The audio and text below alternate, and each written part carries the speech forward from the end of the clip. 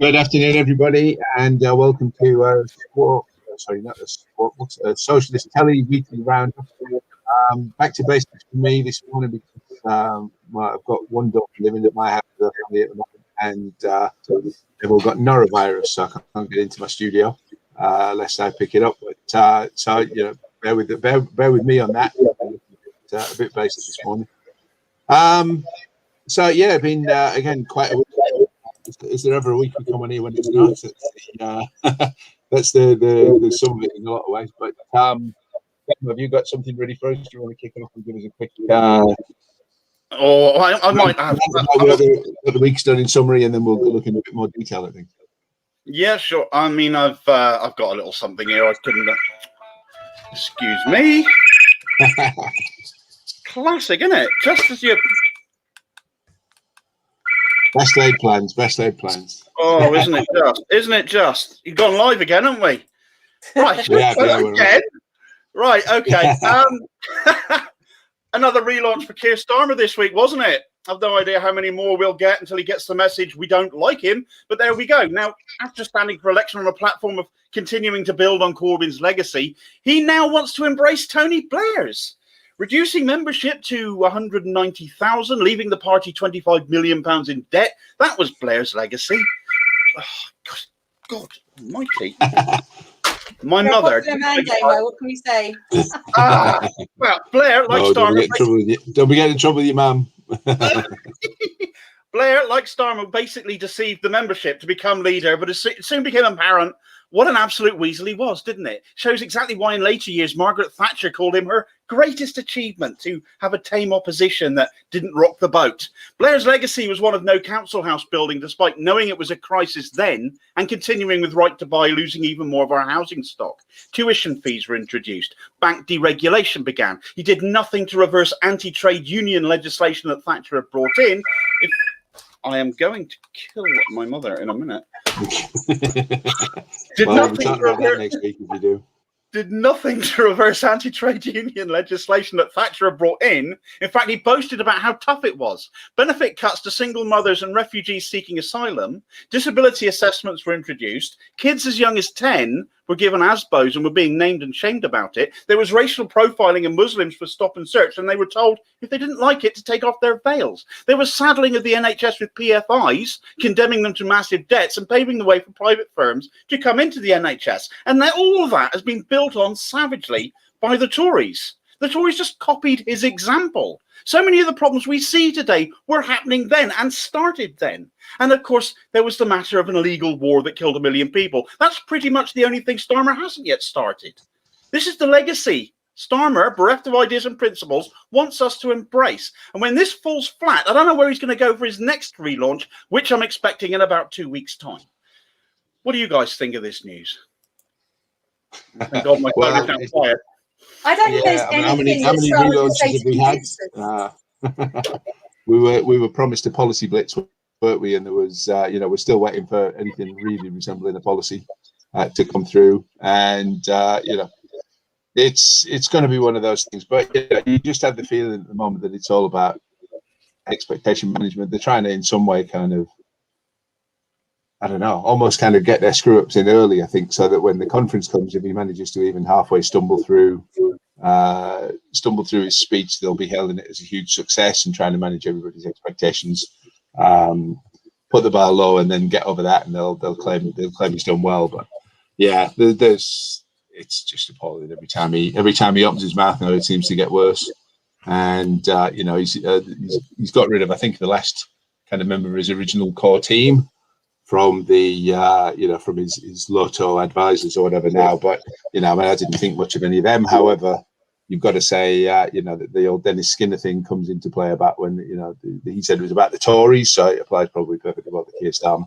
That when the Toffs screw up, blame the servants, and I think that's what we're seeing with this, trying to shore up Keir Starmer's credibility by sacking people around him, and it just looks very cheap. Those 10 pledges he made to us all on his campaign leaflet. I mean, the most outrageous one of those, I mean, he's failed every single one of them. But the 10th pledge, and it's gone last, so I presume it was considered to be one of the ones that he wanted to leave a lasting mark on, talks about effective opposition to the Tories. Now, he's been there for 18 months. I cannot think of one single thing he's done to oppose the Tory government that has seen off at least 150,000 of our people through its gross mishandling of the pandemic. He's not stood up against the privatisation and give, I would say sell-off, but it's not a sell-off, it's a giveaway of our NHS. He's said kids must go back to school, no ifs nor buts, and it's led to an increase in infection rates and death. He says, never lose sight of the votes lent to the Tories in 2019. Unite our party, promote pluralism, and involve our culture. Maintain the collective link with unions. Now, that last word is so crucial, because if you look at the major unions, you look at Unite, you look at even the GMB, you look at the Bakers Union, you look at, I think the RMT are considering their position too. Many of the big funders for the Labour Party are pulling out because they are not impressed with what this man is doing for our movement. The Labour Party was designed and created to be a parliamentary voice for the working class. It is not representing us at all. All it is doing is watering down Tory policies, and I have no time for that, frankly. Yeah. Starmer's legacy is one of point holding and pointing, not policies. He stands awkwardly on a beach in a suit as people are looking away from him, of standing on a platform of socialism and then tearing up every one of those pledges you just mentioned there, Bonnie, of losing by-election after by-election and only winning the last one in all likelihood because the Green Party didn't stand. He sacked every socialist from his front bench as soon as he could find an excuse to, whilst letting right-wingers bringing shame on the party off, cheering on sporting events whilst failing to show solidarity for MPs in his own party who have been vilified or attacked. He shamelessly capitalised on the stances some of them have made, like Dawn Butler, by begging for cash off of it, as you've reported, Steve, in Squawk Box, paying off ex-staff despite legal advice saying the party had a case against them. As I said, between lost membership revenue and paying people off he had no right to, the party is now apparently on the brink of bankruptcy. So he's sacking staff and then rehiring them on poorer terms and conditions, turning the party of the workers into a fire and rehire employer. It's sickening what he's doing. Well, it wasn't just that as well, because this, he must be desperate for billionaire cash at the moment, because he was also writing, commenting this week in the right-wing press, if I remember rightly, about the, how it was the Financial Times, that was right. How great Labour is going to be to business. It's going to be, the real friend of business. It's got to get back to being business friendly, blah blah blah, and all this stuff. And yeah. It was this Blair rehash. The other thing that was absolutely disgusting during the week, we saw Wes Streeting, who we congratulated last week on his recovery from cancer, decided to celebrate that by going and writing in the SUN, the paper that shall not be named here in Liverpool, and and then kind of boasting about it, and then defend himself, and then all his mates among the right wing MPs tweeting, either to defend him or to share his post there, and again rehashing an old Blair saccatripe, essentially, from the tough on crime, tough on the causes of crime, or whatever bollocks that was a direct lift from Tony Blair. So the idea that they are genuinely bankrupt of ideas seems to be completely correct, because they're just going back to Tony Blair and nicking. They're not even recycling his policies; they're just nicking his slogans. Do you know, one of the things that really concerned me about.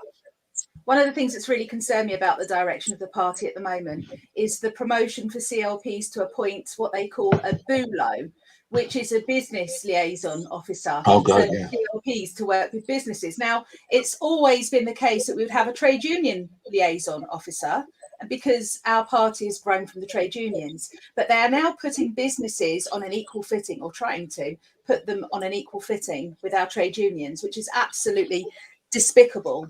And I just wanted to say as well, on the point about the failure of Starmer or anyone on the shadow front bench supporting Dawn Butler or Apsana Begum, as a woman in the party, I'm beginning to wonder actually how safe it is for me to be there, because it looks like it's only macho men that get their support, and certainly not socialists. So as a socialist woman, both of those women who have been let down are obviously also BAME. So I'm quite concerned about what's going on and what's causing their decisions that are so poor. Yeah, tough on crime. Well, if they were going to be so tough on crime, perhaps Labour might come up with a policy about it, perhaps on maybe dealing with the lack of police, thanks to the Tory cuts to policing numbers that they've been continuing to fail to address, and has left us in a country that's fundamentally less safe for a great many of us. But there's no cause for condemning the Tories over this.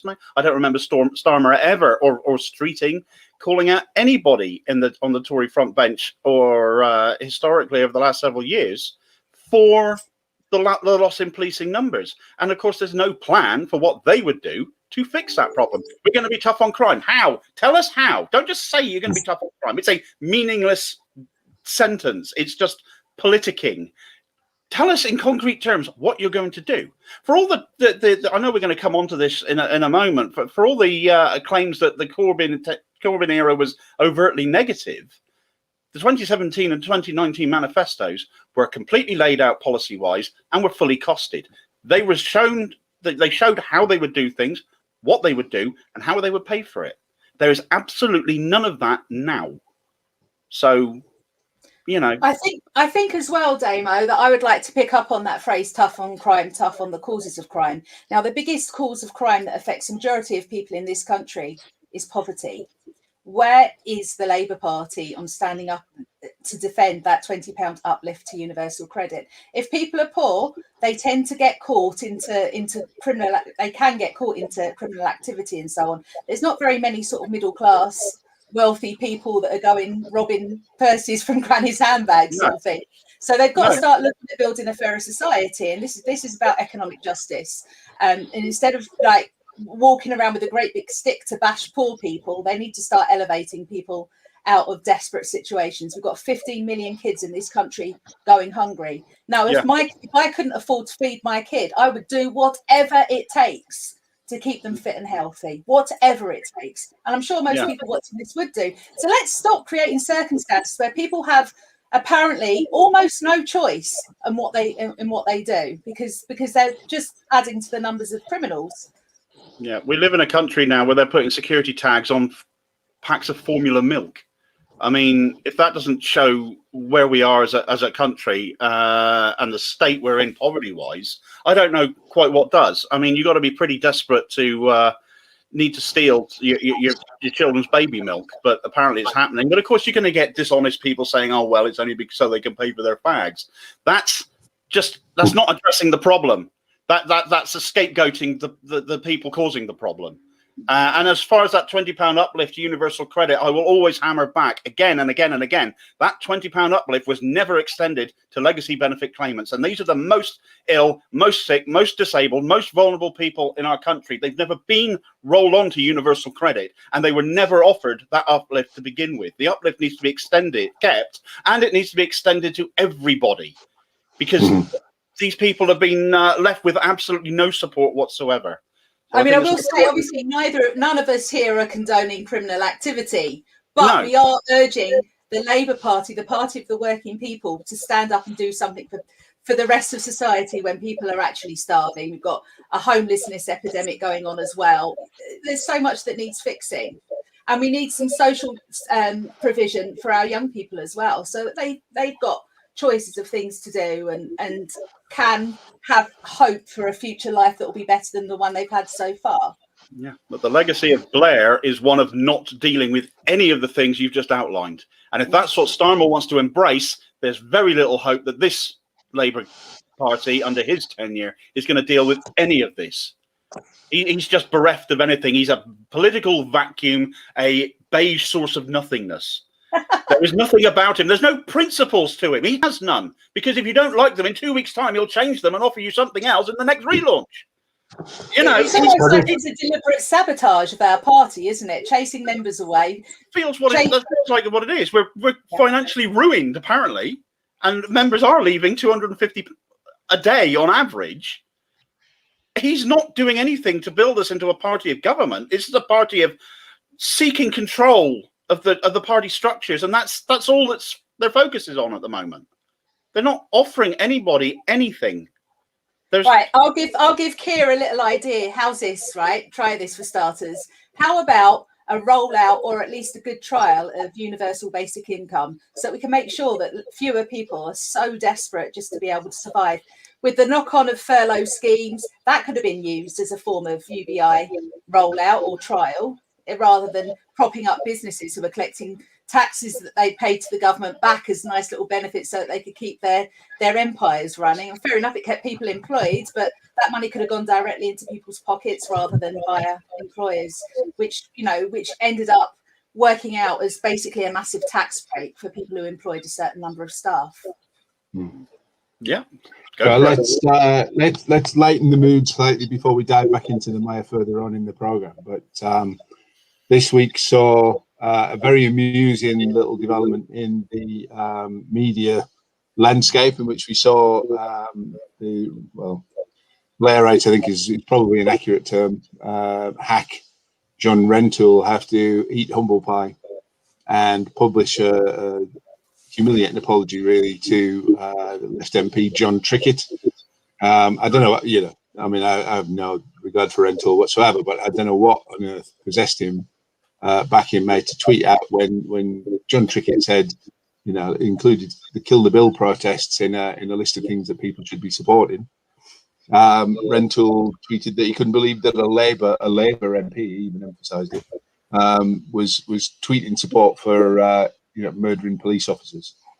And you don't have to have been paying very much attention to know that the Kill the Bill protests have been about killing the Tories. Well, they call it the Policing Crime and Sentencing Bill, I think, or something like that. And but really, it's a let's make protests illegal bill, where they're trying to outlaw, with 10-year prison sentences simply for being annoying, any kind of protest that might disrupt anything. And if you don't disrupt something with a protest, what's the point of doing it? So that killing that bill is absolutely essential.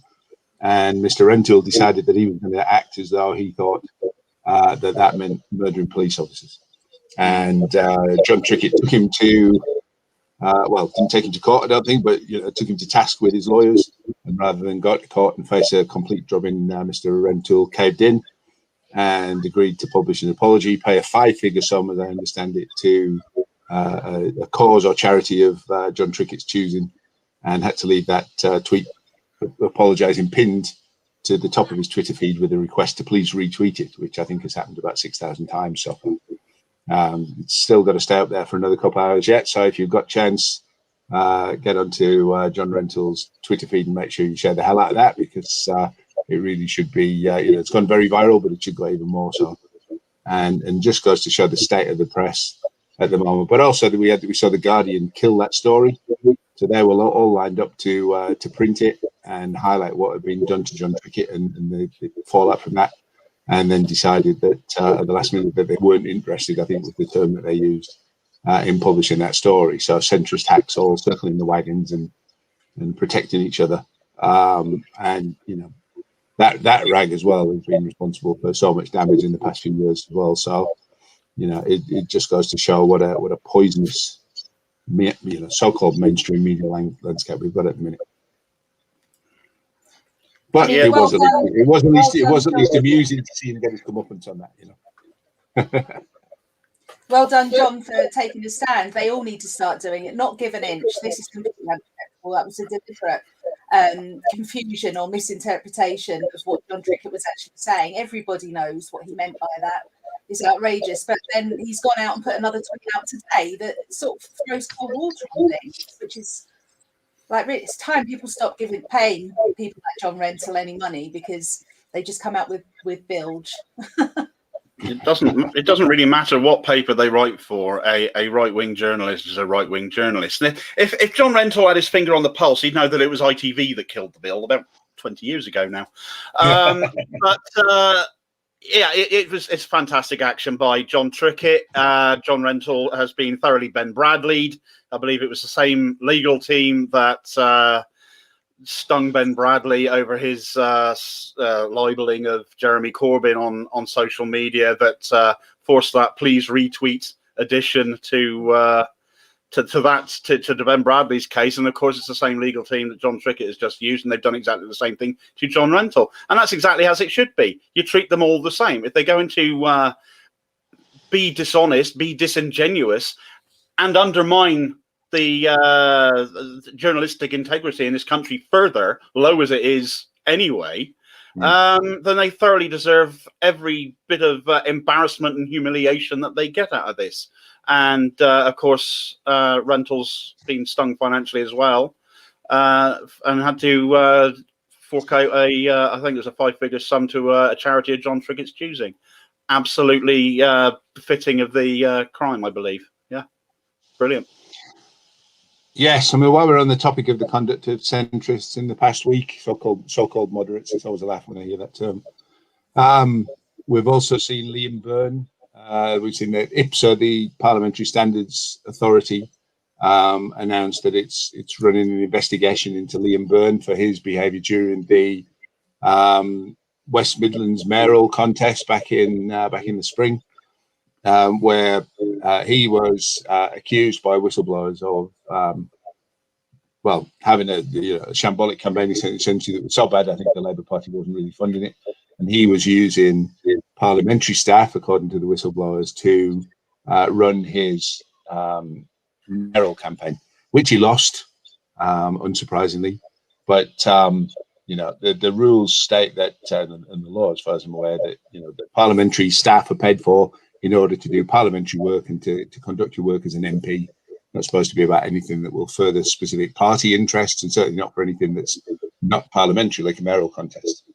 And I gather he's now denied that. He didn't comment to deny it at the point when I revealed the whistleblower's comments a month or two ago. But some Tory MP made a complaint about that, and I think in this instance was correct to want that investigated, and IPSA have now confirmed that they are looking into it and have formally announced that that's what they're doing, but they won't comment any further on that at the moment. There was a string of whistleblower allegations against Mr. Byrne and the way he was conducting that campaign, but this seems to be the one that the Parliamentary Standards people are most interested in. I'm glad somebody's looking into it. What is it with right wingers fundamentally that they've seemed to think that bending the rules to their own benefit is an acceptable thing to do? If the finances and the staffing were not in place for Byrne's campaign to be run as Byrne would like it to have been run, then he should have been complaining to the people who were essentially destroying the party's finances. And, well, who was that, I wonder? You know what I mean? It's. But instead of doing that, because they're of the similar faction, there's the same end of the party of this broad church that we're in. If they're in the same pews as each other, so to speak, he'd rather just bend the rules and think he'll just get away with it, because they used to get away with it in days before whistleblowing and in days before alternative media such as yourself, Steve, such as ourselves here on Socialist Telly, calling it out. They get away with it. And under Blair's time, I think Blair got away with so much as he did because people were not as well informed. Blair had the media on side, and the public were not as well informed, and they are better informed now. And things like this, whistleblowers feel braver, I dare say, in that they can blow the whistle and somebody will listen and somebody will act upon it. And that's worth a mention, actually, Demo. While just before we move on from that point, I mean, I think whistleblowers have, been very courageous. The problem is now that the Tories are trying to put through laws that will make any journalist terrified of actually listening to a whistleblower, because the Tories can decide after the fact that something was against the national interest and then bang whistleblowers or journalists up for, for I think up to 14 years just for covering what a whistleblower has said. Doesn't matter whether it's true. It's just, if they decide that it's been against the national interest for them to do that, they can go after the journalists and put them in prison. It's an obvious attempt to try to, strangle, a bit like they do in the US, where they throw away the key on journalists simply for telling the truth. They're desperately trying now to do anything they can get away with doing to clamp down on investigative journalism and actually being exposed for what they're doing. Sorry, Bonnie, you were going to come in there. Yeah, I was just going to say, Steve, that this story puts me in mind of some of the allegations which are apparently covered in the Ford inquiry. Of course, in the 2017 general election, there are reports that there was some wrongdoing and mishandling of financial and physical resources to scupper our chances of winning that general election. And I think if we're going to have Liam Byrne complaining about what's going on, I think he needs to start asking for the Ford report to be published. And I think we all need to be making a very loud, clear demand for that. Certainly, I'll be making that. I will be insisting on that at conference in September. Well, pretty much anytime Keir Starmer says anything on social media, you can guarantee that the majority of the tweets underneath are going to be saying, "Where's the Ford report?" People are very sick of being kept waiting for that. With as far as can be told, no good reason. Certainly, the Information Commissioner's office has had no concerns about the publication of the report getting in the way of anything they were doing. And while we're on the topic of right-wing Labour people bending or ignoring the rule to suit themselves, we've seen this week, and a genuinely shameful chapter, I think, in the Labour Party's history, where a group of left-wing Jews, Jewish Voice for Labour, have submitted a detailed dossier of complaint to the Equality and Human Rights Commission, accusing Keir Starmer of driving left-wing Jews out of the party, having a purge, persecuting them, targeting them disproportionately for investigation, for complaint, for suspension, for expulsion, at a rate of up to 20-1 compared to non-Jewish members of the party.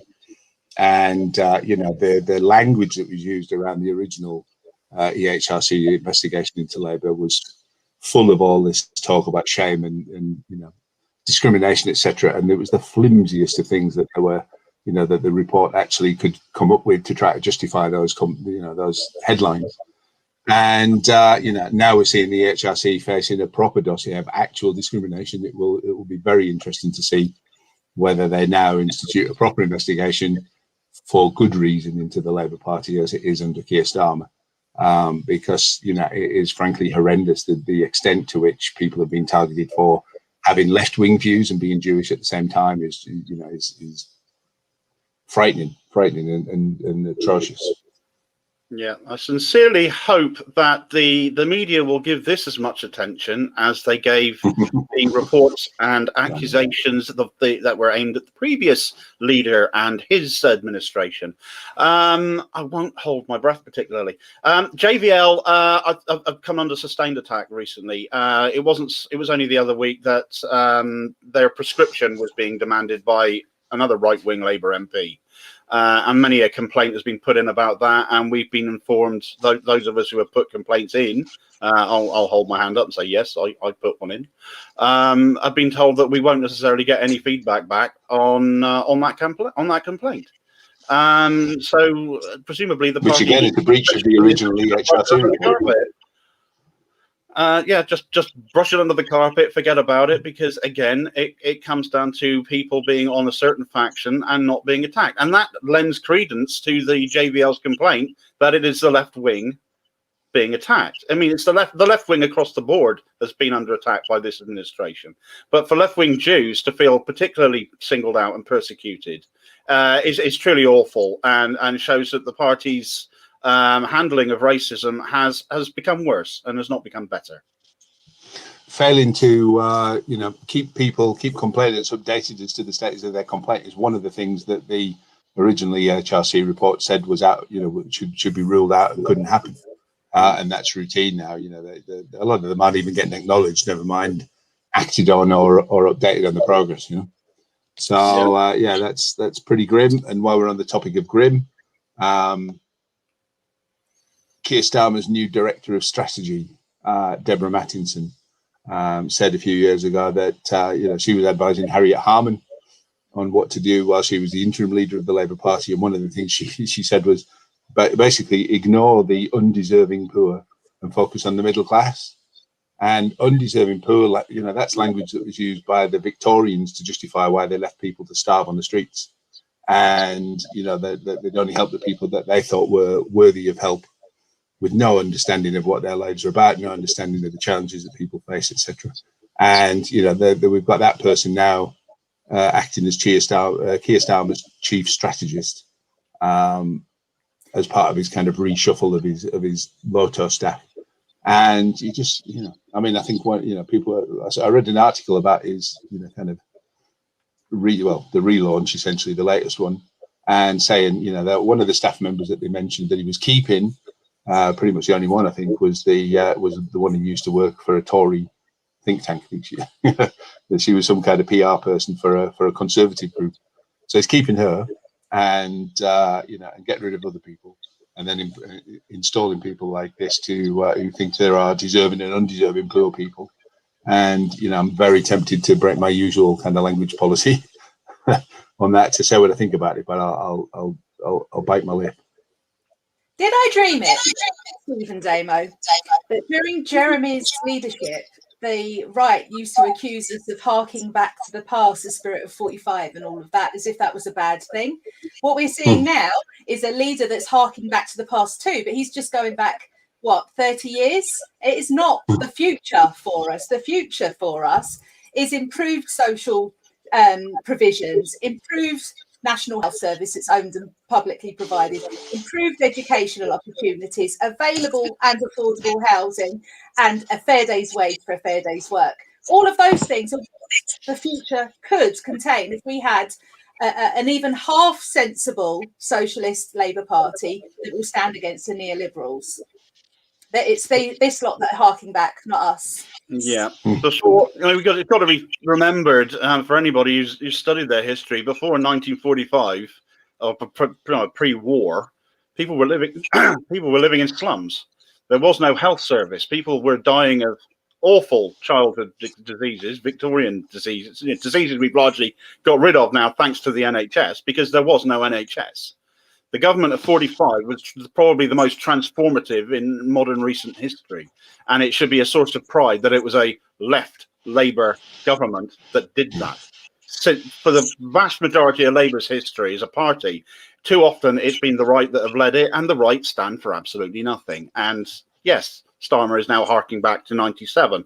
By hiring somebody with Victorian values, spouting stuff like undeserving poor, and you need to focus on the middle class. Well, just encapsulate that for a moment. By undeserving poor, he's referring basically to the working class. He's referring to ordinary working class people who just want to get on in their lives, have a roof over their head, put food in their kids' bellies, and just live a decent standard of existence. They're not asking for the world. But these people are standing for people of a much, much wealthier position. They are coming from a position of elitism, which is the Tory way. And the more Labour start to embrace those sort of values, the less clear water there is dividing the two main parties in this country. And that fails the public utterly, because it gives us less and less of a choice. And it should never, ever be that way. Corbyn in 2017 inspired more people to come out and vote. You know, the number of people coming out to vote was much higher. It was the first time since 1997 that Labour had actually gained seats, gained 30 seats. Previous to that, since 1997, Labour had systematically, election on election, even if they stayed in power, had lost seats. If you give people, you present people with an option, with an offer, with choice, saying we're going to do this, we're not going to do what they're going to do. In fact, we're going to go right away from what they're doing because it's horrible. Then people will come out and back that. And I fail to see why Starmer would not have. I mean, James Schneider actually said this the other day. Why on earth would you not build on what Corbyn successfully did?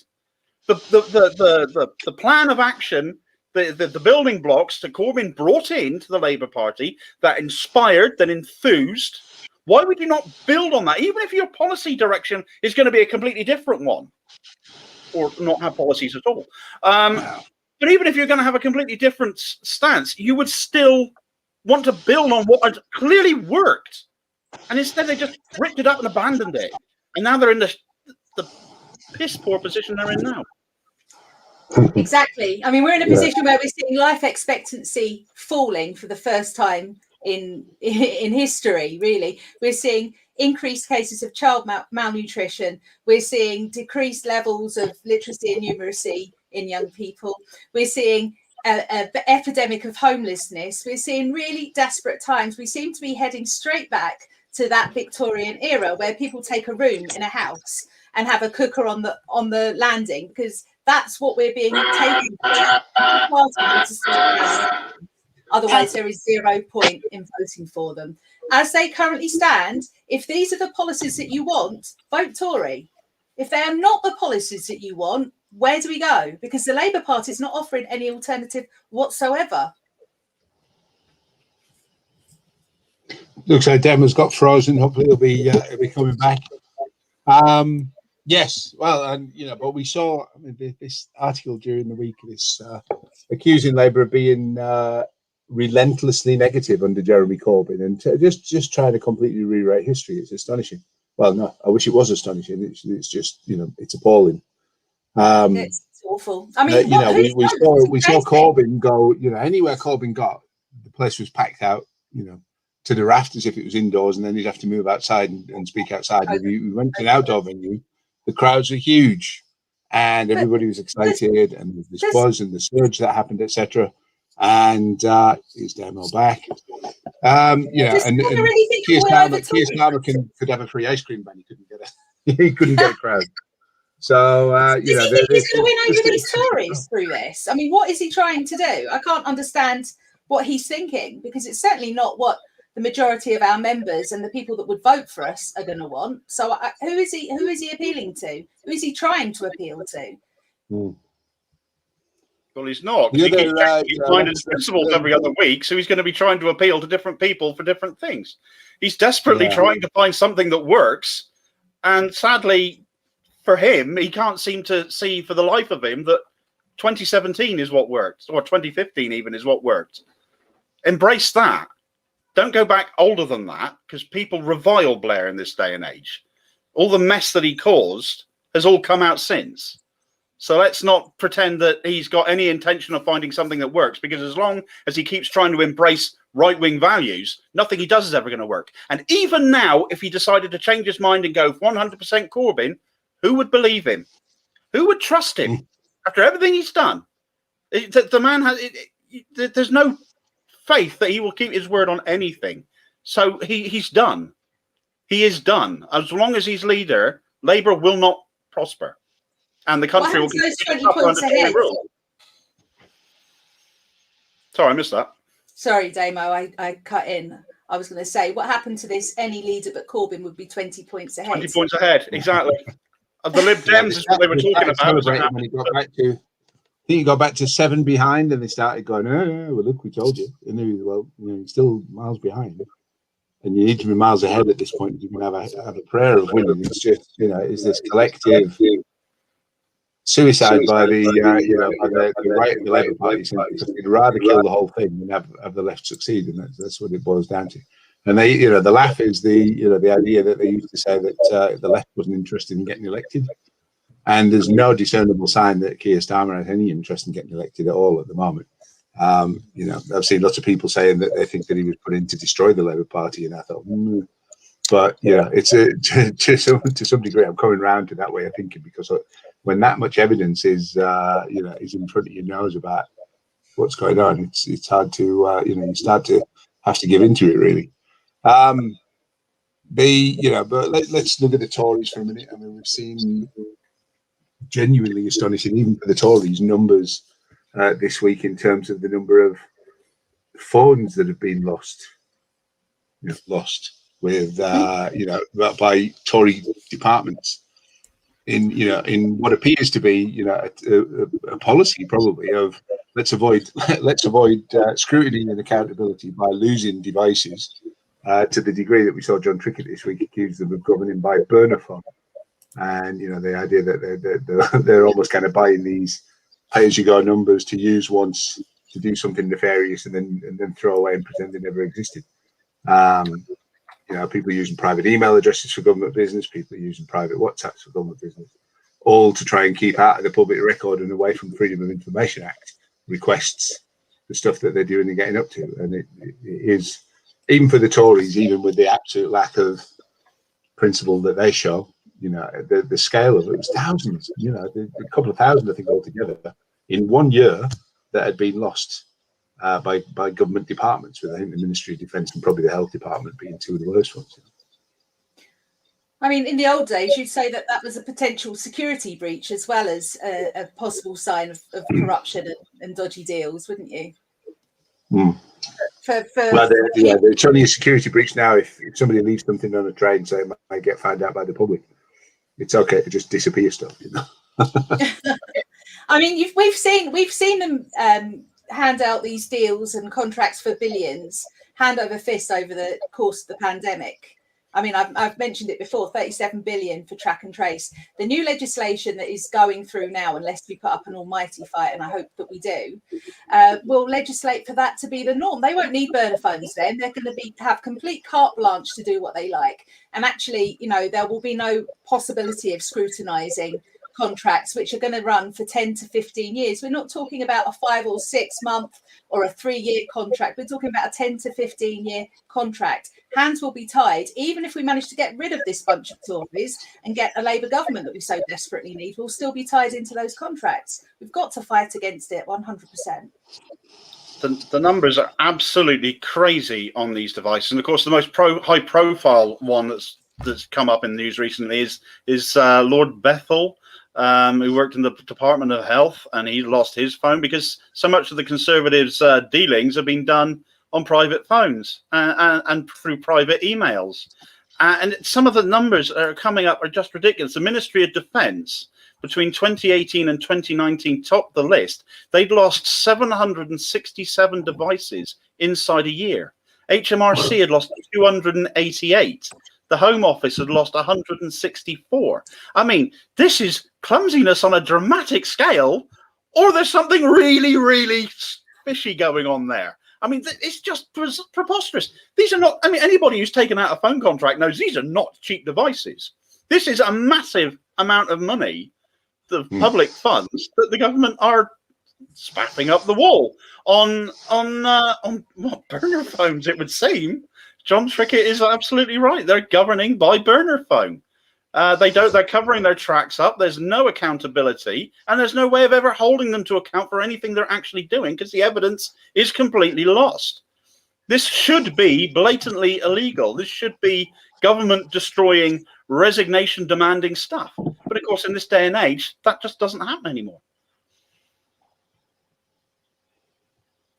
Yeah, they're turning this into a tin pot kind of dictatorship, basically, and they may as well be a dictatorship since there is no opposition, and they're absolutely taking liberties and knowing that they're going to just get away with this. There is not going to be the outcry that it deserves. There's not going to be the independent inquiry that should happen. Every single one of these people that have lost phones ought to be hauled before a judge, and we need to find out exactly what's been going on there. I'm sure the police can track some records about which numbers were contacting them and so on.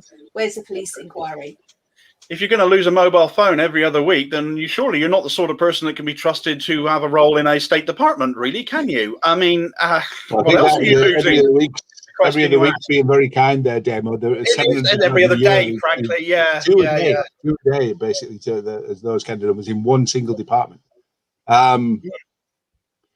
Yeah, so, you know, we are governed by crooks and charlatans at the moment, and sadly, we don't have anything much better looking, you know, waiting in the wings to take over. That's about the size of that, I think, at the minute. There was news, Bonnie, you had the details, I think, about a motion to conference to get Jeremy Corbyn reinstated. Yeah, so the Guardian have covered it in the paper today.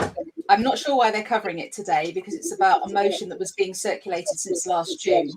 And that is, the motion is to make the Parliamentary Labour Party answerable to conference. Conference is supposed to be the sovereign body of our party, and the parliamentary party seem to be doing exactly what they want.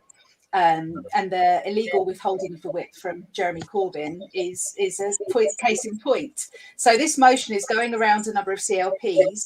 The CAC, the Conference Arrangements Committee, have actually okayed it as a motion, because a lot of motions about suspensions and so on have been disallowed by David Evans. We're not even allowed to talk about them in our CLPs. So this conference motion looks like it's going to go ahead, and I would imagine it's going to get widespread backing from a number of the remaining left CLP delegations, and I'm hoping all of the trade unions will get behind it too, because we're supposed to be a democratic party. Conference is supposed to be where the rules and policies are actually set out. They are acting as though they are far above us all and not interested whatsoever in what we demand our representatives to do on our behalf. So I'm hoping this motion goes through. As I say, it's a CLPD motion, and it's basically to make sure that the whip is restored to Jeremy Corbyn in the Labour Party. And he's just one of the many examples that needs some justice. Well, that's it. I mean, Corbyn getting the whip back is just one example. And I think this is why The Guardian have covered it, because they want to make it all about him. Let's not forget, The Guardian was one of the most vicious attacking titles against Corbyn's tenure of any of the mainstream media, the so-called liberal paper. It was nothing of the sort while he was in charge. It was get Corbyn every single day, it seemed, with that paper. And this motion, as you've rightly spelt out, Bonnie, is about holding the Parliamentary Labour Party to account to its members, because for some reason it's the only part of the Labour Party that isn't, and it should be. And this is just merely one example of the sort of thing it could be. I mean, there are other MPs that are currently suspended. Claudia Webb, for example, would be another perfectly relevant example to include in this story, but hasn't been. And yeah, it is literally a motion to hold the Parliamentary Labour Party to account. It is not a let's get Corbyn back in by any means possible story, as the spin would kind of imply here. He's merely one story amongst a great many that this Parliamentary Labour Party need to be held accountable over. Well, yeah. I mean, I have to say, I've seen analysis, and I suspect it may be right that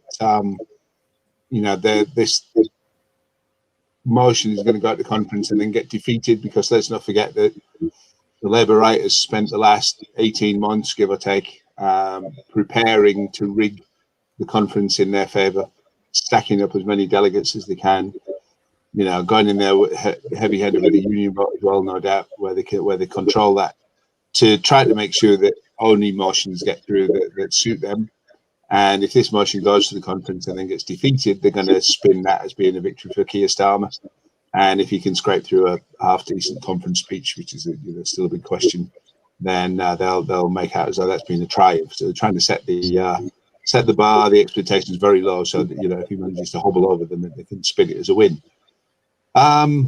It's just a crying shame we didn't get the motions through for mandatory reselection for MPs, because then they might feel a little bit answerable to their constituents, mightn't they?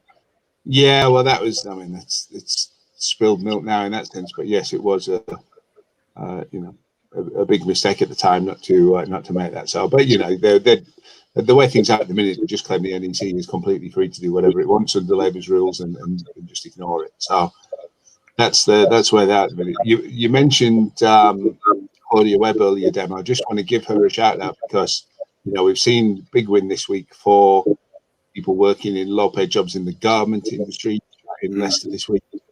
And the other two Labour Leicester MPs have made sure that they praise themselves for that win, even though, as far as I can tell, the one who's done the most on that basis is Claudia Webb, who is technically not a Labour MP at the minute because of this ridiculous suspension. However, she's been the one that has relentlessly bashed away at that issue until the wall cracked and change happened. And to see the other two MPs patting themselves on the back about that, who've done, as far as I can find, not much. I may be wrong. They may have done it all out of sight, but certainly to lead Claudia Webb out of that, congratulations, was sickening to me. So well done, Claudia, and solidarity with you on that. And you've shown solidarity with the people who need you in Leicester in a way that I think has done the left proud, if not the Labour Party proud, because the Labour Party doesn't get to share in that credit, frankly, at the moment. Agreed. I'm going to give a very quick shout out before we move on, just to protests happening in the next few weeks in Liverpool, because the Liverpool Council or the Liverpool Mayor decided that there was no fight in a plan to hold a big arms industry conference or trade fair in Liverpool happening shortly, and claiming that the legal aspects meant that there was nothing could be done. I mean, the city council is a controlling interest, as I understand it, in the company that owns the bloody conference centre where this thing's going to happen, and yet they decided that they can't do anything about it. And there are going to be some protests on about that. to stop the arms fair. So in Liverpool, if you live there or can get there, save these dates. So Saturday, the 11th of September, and Monday, the 11th of October, there will be protests to try to prevent this arms fair from taking place. You know, a lot of the weapons that are going to be sold at this thing are of a type that have been sold to countries that have used them against helpless people in Yemen, in Palestine, in other places, and you know, essentially become weapons of murder rather than weapons of war, and you know, are being used by oppressive regimes to keep their control and put down the people that disagree with them. So, you know, that's certainly a cause worth backing, and a stain on Labour's Liverpool Council, right-wing Labour run and right-wing allies as it stands now, and are putting shame on the city by allowing this thing to go ahead. So I think the other thing we had in our list, well, a couple of them, we saw the chair of Colchester CLP and a recent candidate for the Labour Party in the local elections resigned not just from his post as chair, but from the party altogether, and wrote an extensive letter to Keir Starmer detailing exactly why he was to blame for that, you know, for that development. And Bonnie, you wanted to talk about deportation flights as well. Yeah, indeed. You know, the Windrush scandal is still etched quite heavily on a lot of people's minds, where people who came to this country in the 50s and 60s to help us with our National Health Service and other really vital roles and have been here for a number of years, were getting deported very rapidly, which is completely unacceptable because they came here. They viewed the UK as the motherland. These people travelled around the world, left family behind, helped build up our societies, our communities, and our public services, and now they're being booted back. Well, now it's taken a new leap further into darkness. The government are deporting the children of the Windrush generation. They've had made an agreement with the Jamaican government that anyone who was here under at the age of 12 can stay, but if they were over the age of 12, they may be deported. And they're looking at deporting 150 people to countries that some of them will barely remember, some of them may never have been to. And it would seem that a lot of the people that are being deported are those with what could be described as minor criminal records. So it's like double jeopardy for them. They've been tried, convicted, had a sentence put upon them, and now they're being sent to a lot of them to Jamaica, some to different parts of the world, but lots of them are being sent. Now, why should a young person whose parents moved here with them from the Caribbean, why should they have to move and leave their families? They've probably got wives, children, families, networks, jobs, all those things. They're being pulled apart from all of that to be sent somewhere where they have no roots, no grounding, no basis. It's discrimination, and it must be stood against. I know Jeremy Corbyn's got a couple of constituents that he's fighting for as well, and there are going to be big protests on the 11th because that's the day that the next flight is chartered to go. We need to be making a real fuss about this because, you know, it could be any one of us they decided they wanted to deport. Puts me in mind of, you know, Tolpuddle and people being sent abroad as a punishment. Now, they are being sent as a punishment. They are not being treated in the same way that a white person will be treated for the same crimes. It's racism, and it's got to stop. And the Labour Party need to start making an absolute hue and cry about it. This is not on. It is absolutely evil, frankly. And you've got to remember this. Sorry, Steve, I just chipped in. It's the one thing that stands out to me about this is that this is an order that will have come from the Home Office. The Home Secretary is Priti Patel. Priti Patel is the daughter of people who fled Uganda and the regime of Idi Amin to come here for safety. She herself is the child of refugees. She herself is akin to the very people that are now being deported, children of Windrush generation, people who came here. And it just strikes me as utterly perverse and strange that a person with her background can think the way she does over this. It just defies logic how she can come to the conclusion she has on this. Because it really is coming from her. Out about it. Sorry, David. No, I was done. Yeah, well, I was just going to point out what Tony Benn said, and it's not an exact quote, but to paraphrase, he said, you know, watch out for how the government treats poor people in poor countries, because that's how they'll treat you if they can get away with it.